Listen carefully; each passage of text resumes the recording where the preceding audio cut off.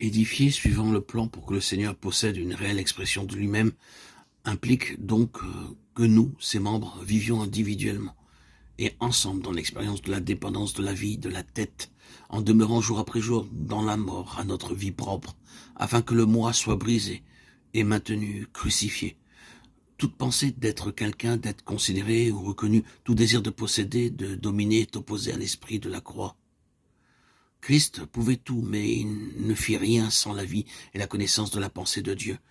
Il ne désira rien pour lui-même, mais il vécut uniquement pour satisfaire la volonté du Père. C'est pour cela qu'il accepta cette condition d'esclave tellement en opposition avec la pensée de l'homme pécheur. Vouloir ne rien être, n'avoir aucun regard pour soi, désirer pour lui, aimer ce qu'il veut, c'est là la pensée qui était en Jésus-Christ. C'est une telle pensée que nous devons trouver dans le corps, car elle est celle de l'Esprit de Christ, celle de la croix, puissance de Dieu pour séparer et mettre à mort ce qui entrave la vie de l'Esprit. Le chapitre 13 du livre des Actes illustre de façon claire la loi de la dépendance du corps à Christ, la tête par le Saint-Esprit.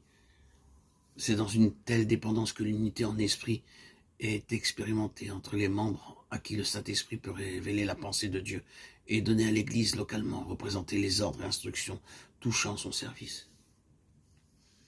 Édifier, c'est grandir en maturité et la dépendance est une des lois pour l'édification du corps. C'est ainsi que s'obtient la véritable connaissance dans une unité organique que produit la vie de Christ.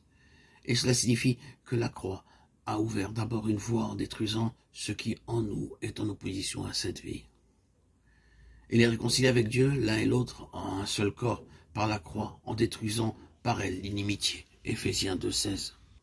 Au chapitre 6 de l'évangile de Jean, nous trouvons en premier plan la question si importante de la nourriture pour laquelle les Juifs font référence à la manne dans le désert, en citant un passage du psaume 118. Il leur donna le blé du ciel. Psaume 118, 24. Quelle fut la réponse du Seigneur? En vérité, je vous le dis, Moïse nous a pas donné le pain du ciel, mais mon Père vous donne le vrai pain du ciel. Jean 6, 32. Et ensuite, je suis le pain de vie. Jean 6, 35.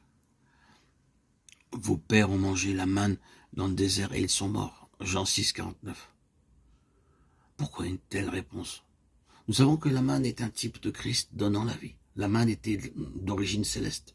L'Écriture nous dit qu'elle ressemblait à de la graine de coriandre, avait l'apparence du bdellium et qu'elle descendait la nuit et en même temps que la rosée.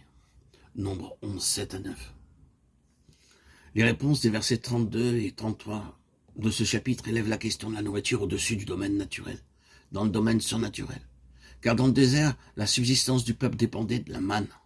À cause de l'impossibilité d'y vivre et pendant 40 années, le peuple vécut de ce miracle.